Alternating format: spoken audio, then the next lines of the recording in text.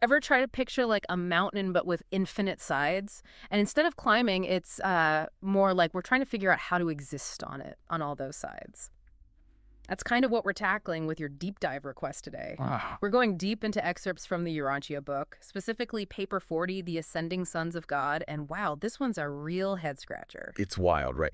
What gets me about this paper is not just about us, about humans, you know? It's like laying out this crazy intricate map of a universe, but packed with different beings, and they're all on their own paths, trying to reach this universal father. It's true. And we're not even just talking angels here, though. There's definitely angels involved.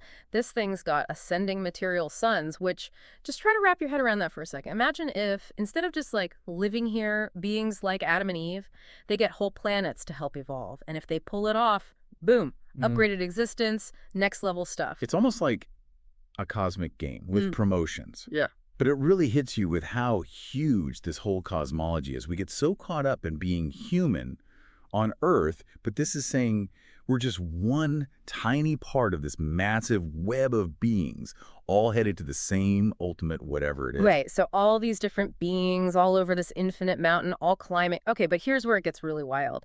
This excerpt, it's like we're getting the insider scoop, you know? It reads like someone who's actually been there, done that, is laying out the cosmic rulebook. And that insider knowledge gets super interesting when it comes to how we're categorized, humans, I mean. The whole thing kind of hinges on this thought adjuster. Okay, yeah, the thought adjuster. So for everyone listening, you got to break this down. We're not talking about some vague idea here. This book, it's saying there's a literal piece of the universal father living inside every single one of us. Just let that sink in for a sec. A piece of infinity, just hanging out in your brain. And this thought adjuster, it's not just along for the ride. It's key to whether we ascend or not. But here's the kicker. Not everyone ascends the same way, or even at all. That's where these 3 series of mortals come in. 3 series, like, is this a subscription service? I gotta be honest, this is where I started getting a little lost. Think of it more like different starting points on that mountain we were talking about. This book, it's suggesting humanity's gone through, or maybe still is going through, these different phases. So series 1, it's like the early humans, right? They have these thought adjusters, but fusion, where it merges and makes you, immortal. Yeah. It wasn't a sure thing back then. Almost like the adjusters themselves were still figuring things out, like, being human, how's this work again? So it's like the big U sends out these pieces of itself, these adjusters, and it's basically cosmic beta testing on humans. That's a wild thought. And then it gets even weirder, right? Because then there's series 2. These beings, and the book is really vague here, but they can't fuse, like, at all. So are they a totally different human branch? Another experiment entirely. The Urantia book, it just kind of throws that out there. Yeah. Doesn't explain. Okay, so we got Series 1, fusion's a maybe. Series 2, fusion's a no-go. What about us? Where do we fit into this cosmic talent show? That'd be series 3, my friend. We're the ones, at least according to this book, we're the mortals with the adjuster fusion potential, the ones who can, if we want to, walk that specific path to the, the top of the mountain. So wait, let me get this straight. We've got these thought adjusters, these like divine roommates in our heads, and they might merge with us, make us live forever, all that jazz. But it's not like automatic, we gotta want it. What if we say, nah, I'm good? See, that's the question. The Urantia book, it really wants us to wrestle with that. It keeps saying, before any of this fusion stuff happens, we're faith sons. Like, yeah, the universal father loves us, no problem there.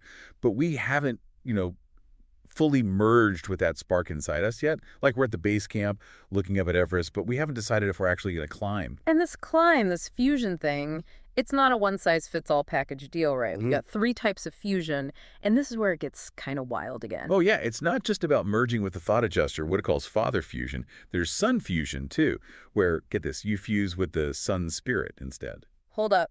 Sun spirit. Is this starting to sound a little Sunday school to you? I get where you're coming from, for sure. Yeah. The words are familiar, right?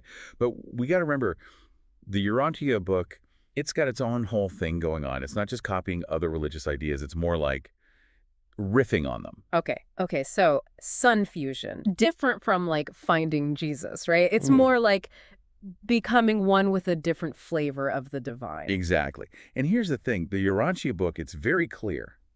It's not saying one path is better. Each fusion type, it leads to a different role, a different job in the grand scheme of things. So like instead of everyone ending up at the same peak, it's more like finding the right trail for you on that infinite mountain. You got it. And then there's the third kind of fusion, spirit fusion. This one's where things get really interesting. Imagine, right, merging not with the Father, not with the Son, but with the essence of a whole universe. Whoa, okay, that's a whole other level. So instead of ascending beyond a universe, you kind of become part of its, what, its DNA or something. Yeah. And the text, it suggests this fusion might mean you're mostly working within that universe, but it's not like a demotion. It just shows how crazy diverse all the roles are in this cosmic, I don't know, this cosmic play we're all in. It seemed you would be the best plumber in the galaxy, or you could be designing solar systems. Both important, just different scales, right? Exactly. And that gets back to this idea that free will, it's not just about good choices, bad choices. It's about picking how we want to serve within something way bigger than ourselves. But then there's this whole thing about the thought adjuster gaining experience. We got to unpack that more because what does that even mean? Yeah, you mentioned that before. It's not just us on a journey. It's like these little pieces of the big guy are learning with us. But what could something infinite even learn from, let's be real, how messed up humans are? And that, my friend, is a question that'll keep you up at night. The Urantia book, it hints at this two-way growth thing, like both sides, the mortal and the divine, are changing each other. And that's where things get really exciting. So we're not just talking about, like, humans trying to get a gold star from the cosmos, right? This is way bigger. It's like we're all connected, every being, every path, and it all matters to this. This is something we can't even wrap our heads around. Yeah, and that's what I find so refreshing about it. We get so focused on me and salvation, but this blows it wide open. It's this whole universe exploding with life, all going somewhere together. Still kind of bends the brain a little, though, right? Thinking that a piece of, like, God, this thought adjuster, it's learning and growing right alongside us. What's that even mean for us down here? Does that give us, like, cosmic homework or something? It's humbling, that's for sure. The idea that what we do, the choices we make, they could actually, I don't know, matter to something so much bigger than we can imagine. It kind of makes you look at everything differently. It's like that fight you had over whose turn it was to take out the trash. Suddenly it's a cosmic event. But seriously, if this is a two-way street, we're both growing here. What about the folks who are like, fusion, no thanks, I'm good?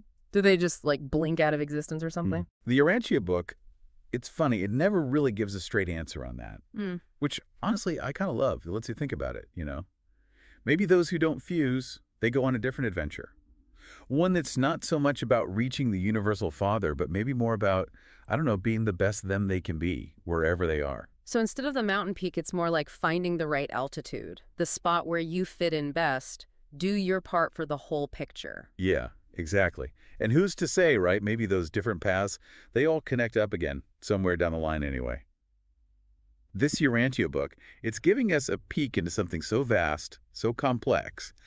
It's like trying to understand the ocean by looking at a single drop of water. It's like standing on the shore, staring out at the horizon, and knowing that down below there's this whole other world we can't even begin to picture. But we can try, right? We've got this incredible chance to dive in, to explore, to learn. To keep asking questions, even if we never get all the answers. Exactly.